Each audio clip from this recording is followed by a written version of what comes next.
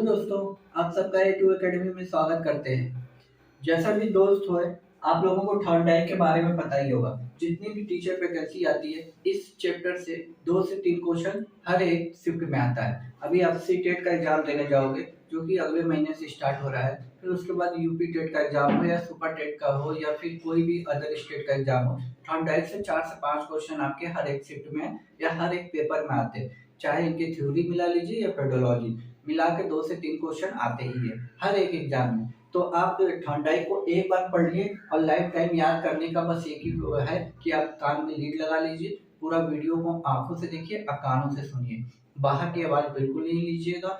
हमने जितना भी यहाँ पे चीजें लिखी है, हर एक चीज को समझाने के लिए मैंने लिखा है और हर एक लाइन आपके एग्जाम में आई हुई है। यहीं से पेडोलॉजी बनेगी और ये सारा जो उनके बारे में बेसिक नॉलेज है, इससे जो क्वेश्चन आपके स्टेट यूपी टेट हो या सुपर टेट हो, उसी एग्जाम में आते हैं। यदि आप चैनल से पहली बार जुड़े हैं तो चैनल को सब्सक्राइब कर लीजिएगा और अपने दोस्तों में ज़्यादा से ज़्यादा शेयर कर दीजिएगा। आइए अपने टॉपिक पे चलते हैं। थॉर्नडाइक ने एक नियम दिया था, प्रयास एंड तुष्टि का नियम। सभी ने जानते होंगे कि कई बार क्वेश्चन में एग्जामिनर ये बात पूछा है कि प्रयास एवं तुष्टि का सिद्धांत किसने दिया था। आपको आंसर लगाना है सीधा सीधा थॉर्नडाइक। प्रयास एवं तुष्टि का सिद्धांत किसने दिया था, आपको लगाना है थॉर्नडाइक। इसमें बेसिक उन्होंने बताया क्या था उसके बारे में समझ लेते हैं, लेकिन उससे पहले उनके बारे में थोड़ी सी बेसिक नॉलेज पता होनी चाहिए जो एग्जामिनर कभी कभी पूछ लेता है। जैसे थॉर्नडाइक थे, पहली लाइन थॉर्नडाइक जो थे वो अमेरिकी वैज्ञानिक थे। अमेरिकी वैज्ञानिक थे। अभी जो पिछले साल यूपी टेट का पेपर हुआ था उसमें उसने पूछ रखा था। तो आप देखेंगे थॉर्नडाइक किस देश के निवासी थे, अमेरिका के। दूसरा क्वेश्चन, प्रथम शैक्षिक मनोवैज्ञानिक थे। इनको फादर ऑफ एजुकेशन का फादर कहा जाता है क्योंकि इन्होंने ही शिक्षा पे पहली बार इन्होंने अपनी थ्योरी दी थी। तो इनको प्रथम शैक्षिक मनोवैज्ञानिक कहते हैं। पशु वैज्ञानिक भी कहते हैं क्योंकि इन्होंने बिल्ली पे प्रयोग किया था। अपना जो प्रयोग किया था वो बिल्ली पे किया था। तो ये लाइन भी आपके लिए बहुत है। यस आर थ्योरी या यस और बॉन्ड भी इसे कहते हैं। ये चारों क्वेश्चन, चाहे अमेरिका वाला हो या प्रथम शैक्षिक मनोविज्ञान हो, पशु वैज्ञानिक हो, यस आर थ्योरी या यस और बॉन्ड, दो नामों से ये एग्जाम हॉल में आया हुआ है। आप प्रीवियस ईयर का कोई भी पेपर उठा के देखिएगा, कहीं ना कहीं ये जरूर आपको देखने को मिलेगा। इसलिए अपना नोट्स अपने हाथों से बनाइए। आप खास तौर से 2 पेनों का यूज कीजिएगा। जितनी कॉपी रंगीन होगी ना, उतना आपको पढ़ने में मजा आएगा। आज पूरा वीडियो देखिएगा, आपको एकदम थॉर्नडाइक एकदम पूरी तरह याद आ जाएगा, एकदम दिमाग में चिपका दूंगा। ठीक, इन्होंने 2 बुक रखी है जो एग्जाम में कभी कभी पूछ लेता है, एजुकेशन साइकोलॉजी और एनिमल्स इंटेलिजेंट। ये 2 बुक है, याद रखिएगा, एजुकेशन साइकोलॉजी एनिमल इंटेलिजेंट। ये इनकी बेसिक नॉलेज थी। ये जो मैंने 5 ऊपर की लाइनें बताई हैं, ये हर साल पेपर उठा के देखेंगे, यूपी टेट हो, सुपर टेट हो, सी टेट हो या अदर स्टेट के एग्जाम, ये क्वेश्चन आए हुए हैं, कहीं ना कहीं शिफ्ट में आपको मिलेंगे। अब जो मैं बताने जा रहा हूँ वहां से गौर से सुनिएगा, क्योंकि यहाँ से पेडोलॉजी भी बनती है और थ्योरी तो पूछी जाती है। पेडोलॉजी के लिए खास गौर से ध्यान दीजिएगा। इनका जो नियम है, प्रयास एवं तुष्टि का नियम, ये नियम क्या कहता है, किसी की उत्तेजना को यानी स्टिमुलस को बढ़ा दिया जाए तो वह उसके प्रति अनुक्रिया रिस्पॉन्स को बढ़ा देगा। बढ़ा देगा। इस लाइन को मैंने अपने शब्दों में लिखा है, ये नोट्स में बना के लिख लीजिएगा। ये आता नहीं, मैंने समझाने के लिए प्रयास एवं तुष्टि का सिद्धांत समझाने के लिए लिखा है। किसी की उत्तेजना यानी स्टिमुलस को बढ़ा दिया जाए तो उसके प्रति अनुक्रिया यानी रिस्पॉन्स वो बढ़ा देता है।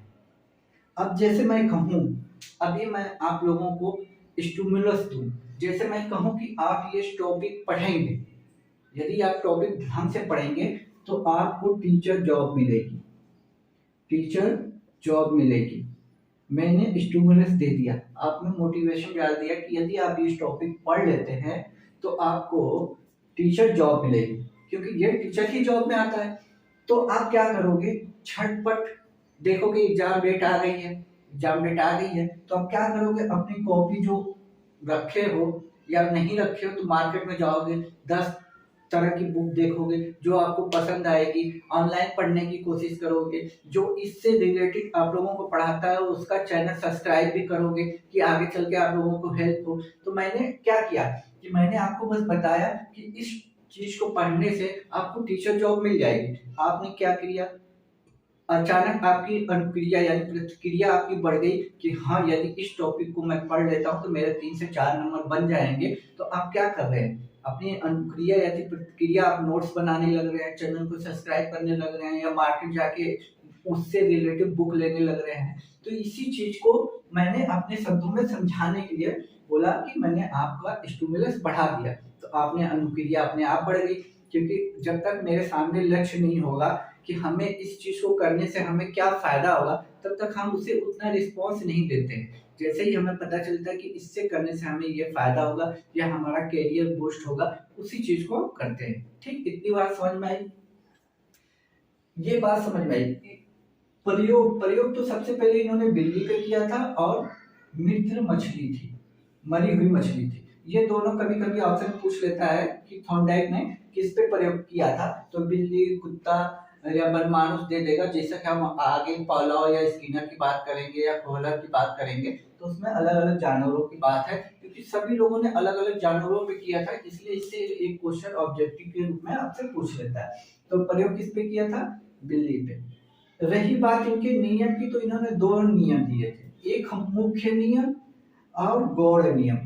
मुख्य नियम जो है वो 3 नियम है और गौड़ नियम जो है वो 5 नियम है। तो आपसे ये नियम भी कई बार क्वेश्चन में पूछेगा, ऐसे नहीं पूछता कि कौन सा मुख्य नियम है, ऐसे पूछ लेता है इसमें से कौन सा मुख्य नियम नहीं है। मुख्य नियम नहीं होने का मतलब 3 मुख्य नियम देगा और चौथा आपको गौड़ वाला कोई एक नियम डाल देगा। तो आपको गौड़ वाला ऑप्शन भी चूज करना होगा, क्योंकि मुख्य नियम 3 ही है। तो एक नियम यहाँ पे है, एक यहाँ पे, एक यहाँ पे, उस पर हम बाद में बात करेंगे। लेकिन मुख्य नियम आपसे जब भी पूछेगा तो आपको याद करना पड़ेगा। देखिए, सबसे पहले हम इस पे आते हैं कि मुख्य नियम में होने से पहले एक बार इनके प्रयोग को हम समझने की कोशिश करते हैं। देखिए, इसका जो मुख्य नियम है ना, वो अभ्यास का नियम है, तत्परता का नियम है, प्रभाव का नियम है। उसके बाद 5 नियम गौड़ का है जो उस साइड स्लाइड में लिखा हुआ है। तो सबसे पहले हम देखते हैं बिल्ली पे इन्होंने प्रयोग कैसे किया था। देखिए, एक इन्होंने एक पिंजरा लिया था, ठीक, जिसे उन्होंने पजल बॉक्स कहा था। एक पिंजरा लिया था, ठीक, एक मैं बना दे रहा हूँ क्योंकि मेरे पास डिजिटल बोर्ड नहीं है, तो आप लोग समझ लीजिएगा। एक पिंजरा लिया था इन्होंने, ठीक। इस पिंजरे में क्या किया कि एक दरवाजा था यहाँ पे, जिसको लीवर उन्होंने बोला था, या आप अपने देसी भाषा में कुंडी समझ सकते हैं। जैसे दरवाजे की कुंडी होती है, तो उस टाइप की कुंडी नहीं थी कि हाथ से खोलने वाला। तो उन्होंने एक लीवर यहाँ बटन लगा रखा था ऐसे, और एक दरवाजा बना रखा था, और इसमें एक भूखी बिल्ली जो थी कैट को, वो इसमें कैट को बंद कर देते हैं, ठीक। और इस दरवाजे के बाहर मछली रख देते हैं, मरी हुई मछली रख देते हैं। अब जैसे भूखी बिल्ली है और इस पिंजरे से बाहर देख रही है कि मछली है, तो वो क्या करती है, इस पिंजरे में उछल कूद करती है, इधर उधर इधर उधर इधर उधर इधर उधर करती है। जब अचानक उसका पैर इस लीवर में पड़ता है तो ये दरवाजा अपने आप खुल जाता है। जब खुल जाता है तो वो आती है, मछली को खाती है, अपनी भूख शांत कर लेती है, ठीक। ये पहले दिन। दूसरे दिन इन्होंने ये फिर किया, इस पिंजरे में बिल्ली को बंद किया, सामने मछली रखी और इन्होंने वो लीवर वाला बॉक्स रख दिया। क्या हुआ कि दूसरे दिन बिल्ली कुछ कम उछल कूद करती है, मतलब इधर जाती है उधर जाती है, इधर उधर जाके अचानक उसका फिर लीवर पे पैर पड़ता है और ये दरवाजा खुल जाता है, फिर आके वो मछली खा लेती है। फिर तीसरे दिन जाती है तो वो कुछ फिर और कुछ कम उछल कूद करती है, इधर उधर जाती है, फिर लीवर पे पैर आ जाता है और वो खुलती है और फिर मछली खा लेती है। चौथे दिन क्या होता है कि बिल्ली को फिर ज्यादा एफर्ट करने की जरूरत नहीं पड़ती है, वो आप समझ गई होती है कि हम इस लीवर पे पैर रखेंगे तो ये दरवाजा खुल जाएगा और हम मछली खा लेंगे। तो इसी को इन्होंने प्रयास एवं तुष्टि का सिद्धांत दिया है। बिल्ली क्या कर रही है, बार बार प्रयास कर रही है उस दरवाजे से बाहर आने का। अचानक उसका लीवर पे पहले दिन पड़ा तो वो मछली खा ली, दूसरे दिन भी किया तो उसने कुछ कम एफर्ट लगाया, तीसरे दिन और कम उछल कूद मचाई, चौथे दिन उसको समझ में आ गया कि बस यही एक बटन है, इस पे मैं दबाऊंगा तो ये मछली को मैं पालूंगा। तो इसका क्लास में क्या यूज है, ये मन और बुद्धि के लिए होता है। जैसे आप मैथ होते हैं, मैथ आप पढ़ते हो तो एक बार में समझ में नहीं आता है, तो इसलिए आप बार बार प्रयास करते हो, कोई नई चीज सीखते हो। जैसे मैं उदाहरण दूं आपको अल्बर्ट आइंस्टाइन का, जब उन्होंने बल्ब का आविष्कार किया था, कई सारे प्रयोग किए लेकिन हर बार फेल हुए। लेकिन जैसे ही उनको पता चल गया कि नहीं इस तरीके से बल्ब नहीं बनता है, तो दोबारा उस तरीके से बल्ब नहीं बनाया, एक नए तरीके से बल्ब बनाने की खोज की उन्होंने। तो जैसे पता चल गया बल्ब इस तरीके से बनता है, उसी तरीके से आप बार बार जल्दी जल्दी बल्ब बन जाता था। वैसे उनको कितना सारा एक्सपेरिमेंट करने। तो उसी तरह इस वाले को पिंजड़े में बिल्ली से उन्होंने समझाया कि यदि बच्चे को बार बार अभ्यास कराया जाए तो वो चीज सीख जाता है। ऐसा नहीं कि आप पहली बार जैसे छोटे बच्चे थे तो आप साइकिल चलाना सीख रहे थे तो बैठा सीधा उड़ गए, नहीं ऐसा नहीं, आप गिरे, फिर थोड़ी दूर गए, फिर गिरे, फिर थोड़ी दूर गए, गिरे, फिर करते करते 2-4 दिन महीने भर में आपने साइकिल चलाना सीख लिया। तो वो इसी चीज को देते हैं कि प्रयास जब हम करेंगे तो गलतियां स्वाभाविक है। तो जैसे हम मैथ की प्रैक्टिस करते हैं तो हमें धीरे धीरे वो चीजें आ जाती है, जब तक हम प्रैक्टिस नहीं करेंगे तो वो चीजें नहीं आएगी। यही बात वो समझाना चाहते थे कि जब हम किसी चीज को बार बार करते हैं तो उस चीज में परफेक्ट हो जाते हैं, यानी प्रैक्टिस की एक तरह से उन्होंने बात कर दी। ठीक, तो ये आई होप आप लोगों को बिल्ली या मछली वाला जो कहानी समझ में आ गई होगी। ठीक, अब इसके नियम पे आते हैं। नियम, मुख्य नियम में पहला 3 नियम होता है, ये याद रखिएगा। और गौड़ नियम, कभी कभी सीधा सीधा पूछ लेगा कि थॉर्नडाइक का मुख्य नियम कितने टाइप का था, तो ऑप्शन में 3 मिलेगा। गौड़ के बारे में पूछेगा तो 5। ठीक, तो हम देखते हैं मुख्य नियम, अभ्यास का नियम, इसको लॉ ऑफ एक्सरसाइज कहते हैं। अभ्यास से क्या समझ में आ रहा है कि प्रैक्टिस, यदि हम किसी चीज को बार बार प्रैक्टिस करें, बार बार प्रैक्टिस करें तो उस चीज में हम परफेक्ट बन जाएंगे। एक कबीर का दोहा भी मैंने कहीं पढ़ा था कि वो जो कुएं के पास पत्थर पे रस्सी बार बार आती जाती है, प्रैक्टिस से तो उस पत्थर पे निशान पड़ जाता है, वो मुझे याद नहीं आ रहा है, बट आप लोग समझ गए होंगे कि मैं कहना क्या चाहता हूँ। किसी काम को हम जितना अभ्यास करेंगे उससे उतना ही ज्यादा सीख जाएंगे। ठीक, कहने का ये मतलब है कि आप जैसे मान लीजिए आज साइकिल चलाना नहीं आता, आज साइकिल चलाए, अब फिर साइकिल चलाना ही छोड़ दिए, 2 साल बाद फिर ट्राई कर रहे हैं, तो क्या 2 साल तक आपको नहीं सीखेंगे, तो क्या 2 साल में आपको साइकिल चलाना आ जाएगा? नहीं आएगा। आप अभी साइकिल चलाना सीख रहे हैं, गिर रहे हैं, सीख रहे हैं, फिर कल आप चलाना सीख रहे हैं, गिर रहे हैं, फिर कंटिन्यू कर रहे हैं तो आप जल्दी सीख जाओगे। ऐसा नहीं आज ही साइकिल चलाना शुरू किया फिर उसके बाद 2 साल बाद आप साइकिल चलाना सीख रहे हो, तो क्या 2 साल में आप साइकिल चलाना अपने आप सीख जाओगे? नहीं सीख पाओगे। जितना आप प्रैक्टिस करोगे उतनी जल्दी सीख जाओगे, इसीलिए इसको अभ्यास का नियम किया गया है, यानी आप जितना प्रैक्टिस करोगे उतनी जल्दी चीजें आपके पास आ जाएंगी। ठीक, दूसरे नियम पे चलते हैं, तत्परता का नियम। तत्परता का नियम क्या कहता है, इसको लॉ ऑफ रीडिंग कहते हैं, रेडीनेस कहते हैं। ठीक, किसी काम को करने में हम जितना तत्पर रहेंगे उसे उतना जल्दी सीखेंगे।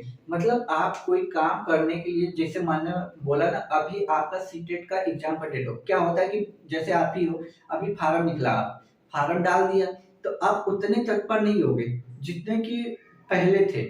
मतलब आप पहले क्या था कि आप उतने तत्पर नहीं था, लेकिन आज आपको पता चला कि आज फार्म आ गया, तुरंत फार्म डालेंगे और तैयारी शुरू कर देंगे, भले थोड़ी करें लेकिन करते रहे। और जैसे जैसे एग्जाम डेट आएगा और आप तत्पर हो जाएंगे और स्पीड में उस काम को करने की शुरुआत करेंगे। और जैसे ही एडमिट कार्ड आ जाएगा तो फिर आप देश दुनिया को भी भूल जाओगे, सिर्फ अपने स्टडी पे फोकस करोगे।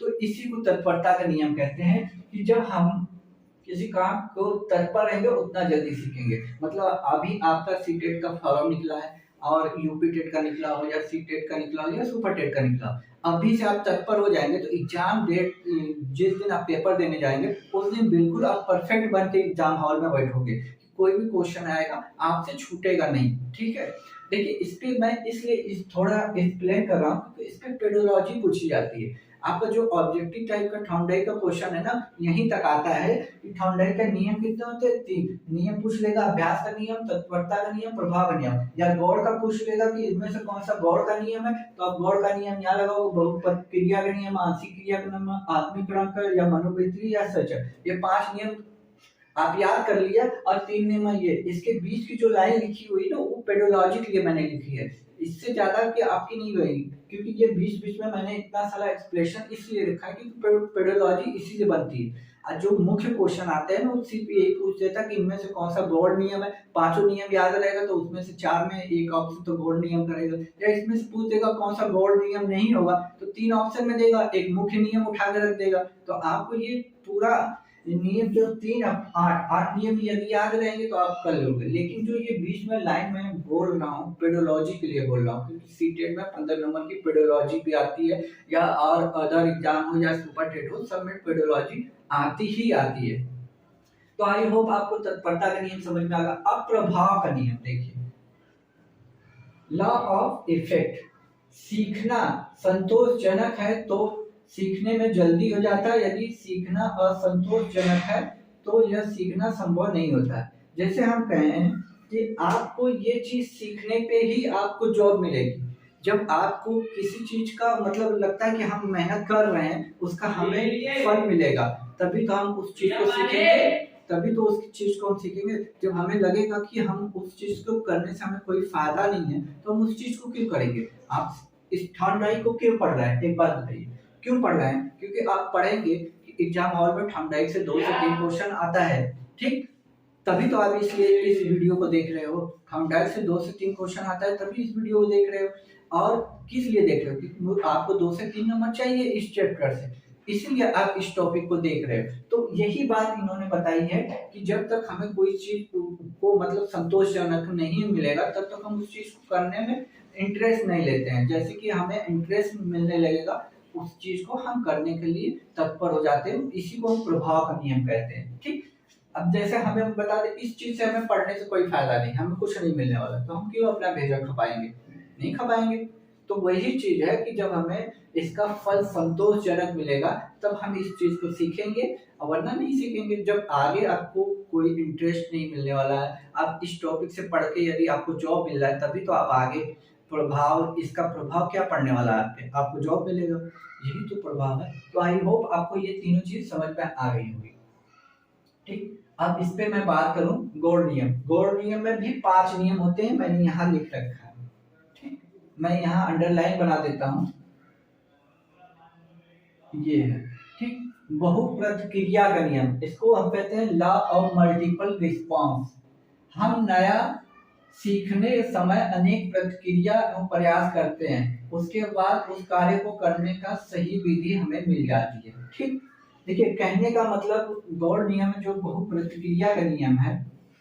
अब मान लीजिए जैसे हम ही कहें आपको टीचर जॉब चाहिए, टीचर जॉब चाहिए, टीचर जॉब के लिए, टीचर जॉब जो आपको चाहिए, तो आप क्या करोगे, इसकी तैयारी कैसे करोगे, स्मूथली करोगे एकदम नहीं, आप इसको चैप्टर वाइज तोड़ लोगे कि हाँ सीडीपी भी आती है, ठीक, सीडीपी भी आती है, ईबीएस भी आती है, लैंग्वेज फर्स्ट या लैंग्वेज 2 या फिर मैथ साइंस या एसटी, तो इसको आप बना लोगे कि हमको 1 घंटा सीडीपी पढ़नी है, 1 घंटा ईबीएस पढ़नी है, 1 घंटा लैंग्वेज 1, 1 घंटा लैंग्वेज 2, 1 घंटा मैथ पढ़नी है, सर की वीडियो भी देखनी है। तो इस तरह का खंड बना लेंगे, टुकड़े बना लेंगे। तो क्या करेंगे, इसी को पार्शियल मतलब कि रिस्पॉन्स, मतलब कहा है कि मल्टीपल रिस्पॉन्स, मतलब कि छोटे छोटे टुकड़ों में हमने तोड़ लिया कि सुबह अब लगातार थोड़ी ना कि सुबह 7 बजे से 2 बजे तक पढ़ते रहे, तो आपको इस तरह के टुकड़ों में तोड़ लिया कि हाँ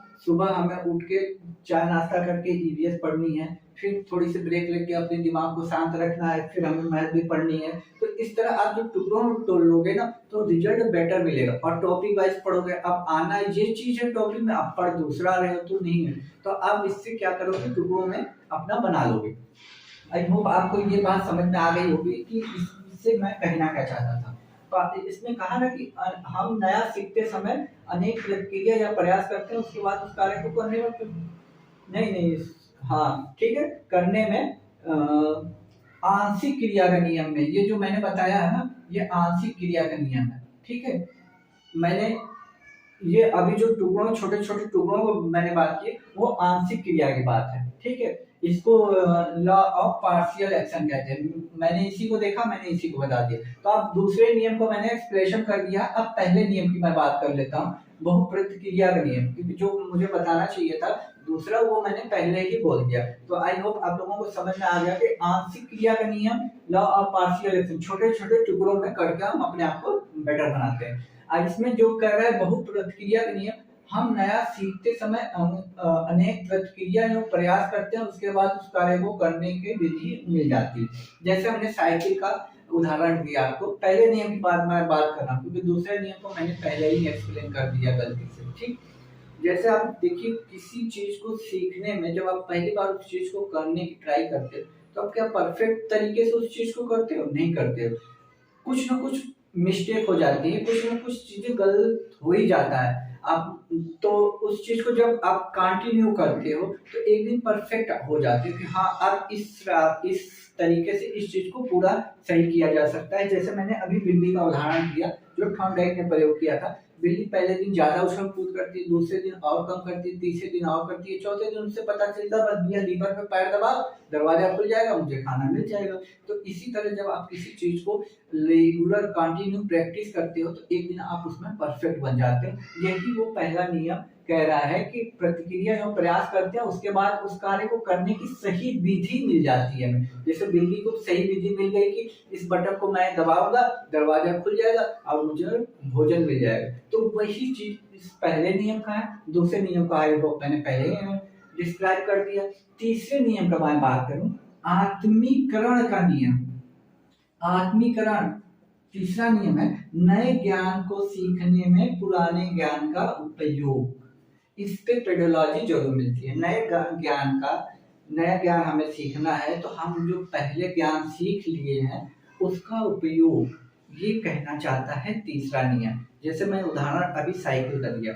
अभी आप बच्चे हो, यदि छोटे रहे होगे तो आप साइकिल चलाना सीखे होगे। जब साइकिल चलाने में आप परफेक्ट हो गए होगे तो आप अचानक गाड़ी पे बैठे होगे तो आप साइकिल जो सीखने में ज्ञान अर्जित किए थे उससे रिलेट करके आप बाइक चलाना सीखे होगे। ऐसा नहीं कि बाइक पे गिर गए होंगे, बाइक पे गियर होता है, क्लच होता है, नो डाउट, लेकिन आप जो साइकिल चलाना सीखे थे उसका उपयोग करके ही आप बाइक चलाना सीख लेते हो। मतलब आप साइकिल वाला ज्ञान बाइक चलाने में यूज किया तो आप बाइक चलाना और जल्दी सीख गए होगे। इतना टाइम नहीं लगा होगा बाइक चलाने में सीखने में जितना आपको साइकिल चलाने में लगा होगा, क्योंकि साइकिल को आप पहली बार चलाना सीख रहे थे। लेकिन आप जब बाइक चलाना सीखोगे तो आप साइकिल पहले चला चुके हो, तो इसलिए बाइक को बैलेंस करना आपको आता होगा, क्योंकि साइकिल को बैलेंस करनी पड़ती है, पैडल भी मारना पड़ेगा, इसमें तो पैडल नहीं मारनी पड़ती है। तो बैलेंस करना आप साइकिल से जो सीखे हैं वही यूज करके आप बाइक चलाना सीखेंगे। ये कहना चाहता है आत्मीकरण का नियम, तीसरा नए ज्ञान का। अब मनोवृत्ति या अभिवृत्ति का नियम, मनोवृत्ति या अभिवृत्ति का नियम, ठीक। किसी काम को करने में जितनी हमारी अभिवृत्ति होगी उस काम को उतनी जल्दी हम कर लेंगे। इसको कहने का मतलब, मान लीजिए किसी काम को, मान लीजिए कोई बच्चा है, यदि आप ही हैं, घर की सफाई, मतलब दिवाली आ रही है या ईद है या फिर कोई भी फेस्टिवल है, आप तैयारी कर रहे हो, घर की सफाई कर रहे हो, अब पीछे से मम्मी आके यदि आपको डांट देंगी तो क्या आप उस चीज को दोबारा करोगे? कौन करेगा? एक तो सफाई कर रहे हैं, ऊपर से गाली भी सुनने को मिल रहा है, इससे हम सफाई नहीं करेंगे।